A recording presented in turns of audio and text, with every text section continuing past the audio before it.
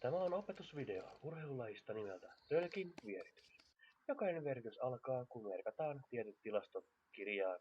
Kirjaan merkataan osallistuja, heidän käyttämänsä se juoma sekä sääolosuhteet, että se kuinka monella tölkillä vieritetään.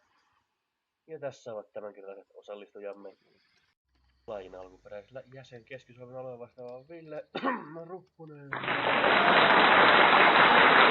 Lajin alkuperäisjäsen kaikkien aikojen menestyneen pelaaja Arto Merkkaaja Lehtinen.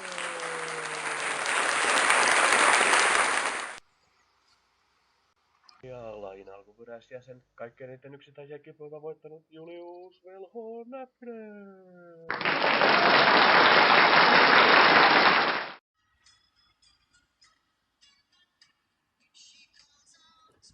Ja tästä lähteekin sitten tämän kipoilun ensimmäinen vieritys. On tärkeää, että jokainen pelaaja juo oman juomansa aina loppuun.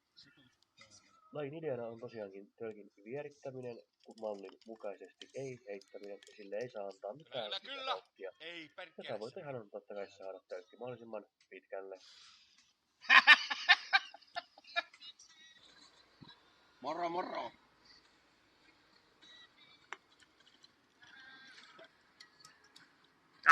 Ei!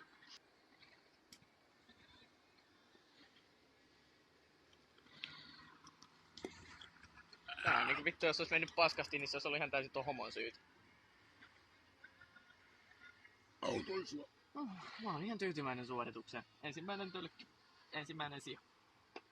Ja tietenkin, koska kilpailulaista on kyse, niin tunteet voivat välillä hiukan kuumentua, mutta kaikki on aina hyvässä, toverillisessa hengessä.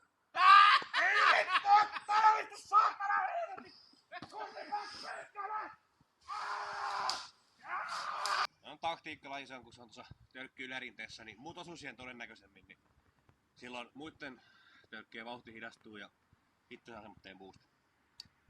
Taktiikka veto. Tietenkin vieritysten välissä on tärkeää puhua päivän polttavista aiheista ja jauhaa muuten vain paskaa. Siinä on kyllä hyvät tilat, niin voi joku lähteä koittaa yli. Mä oon ihan tyytyväinen se on siis hyvä paikka. Ja hyvällä paikalla ja kumminkin niinku... Siistit tilat ja tälleen, kyllä vähän varmasti vuoden vanhat tilat. Mut se vaan pitää keksiä siihen taas joku uusi idea. Niin. Et kuka siihen keksii uuden idean. Mut ravintola Koskipirtin tilalle tuli uusi ravintola. Haaverenkin pysyy kumminkin Kylmäkoskella aika vähän väkeä loppujen lopuksi. Se on ihan totta, mutta nyt tällä hetkellä siellä on vaan B-oikeudet.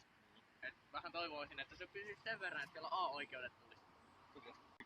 Ja kuten olen jo maininnutkin, kaikki tapahtuu siis hyvässä toverihengessä ja ketään ei pilkata. Älkää heittää näitä palloja! Kyllä vitun Keijo!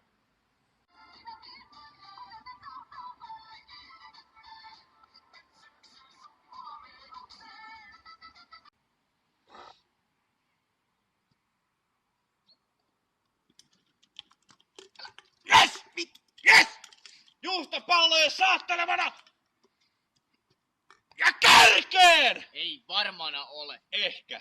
Pienestä kiinni se on, mutta mitä hiton demoniruohoja? Tän takia ne on demoniruohoja. Nää on taas näitä hetkiä. Kärjessä ollaan oltu jo monta kertaa. Parit ensimmäiset tölkit menee nätisti mäkeen. Ja sit se on se yksi pieni virhe. Kun mä tönään toisten tölkin eteenpäin ja jätän oman tölkin siihen paikalle hiton demoniruohoon. Ja tää on nähty ennenkin. Tästä alkaa mun alamäki.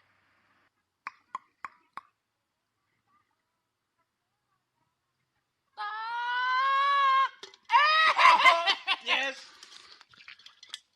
Mene, pidä pintasi alko!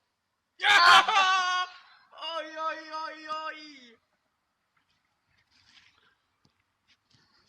Kiitos, Mä oon hävinnyt tän jo ihan sama. nuori oppilaani. Sammuta se kamera perkele! Mä tiedän, että nuo kaikki muut kusee tän. Ei oo mitään väliä.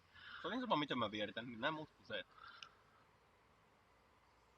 Vieritysten lomassa on myös hyvä hiukan analysoida tilannetta ja ottaa vähän muidenkin kantaa siihen, niin saa erilaisia näkökulmia siihen, miten itse kannattaisi suoriutua.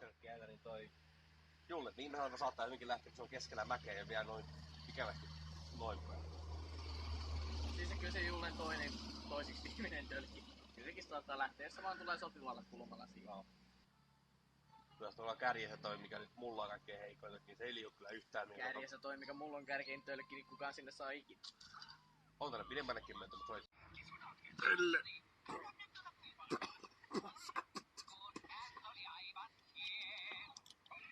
Tää menee. Käänny oikeinpäin. Oi, ei sinne. Kas Karjalasta ohi meni. Arva tappio. Tässä on täysin mahdollista vielä Arto ja mun välinen kamppailu, mutta Eestin kulta on paras kulta. Kun kaikki tölkit ovat vieretetty, mennään suorittamaan pisteiden laskenta. Pistetyshän tapahtuu niin, että pisimmällä oleva tölkki saa niin monta pistettä, kuinka monta tölkkejä on mäessä, ja toinen aina yhden vähemmän. Ja näin on mennään, kunnes totta kai lyhimmälle vienyt tölkki saa vain sen yhden pisteen.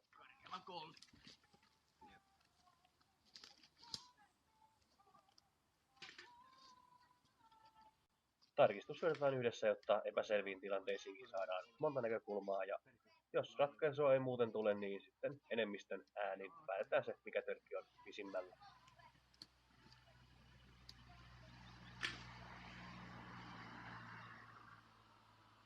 Ja tietenkin kaikki tölkit kerätään pois luonnosta, että ei turhaan roskata.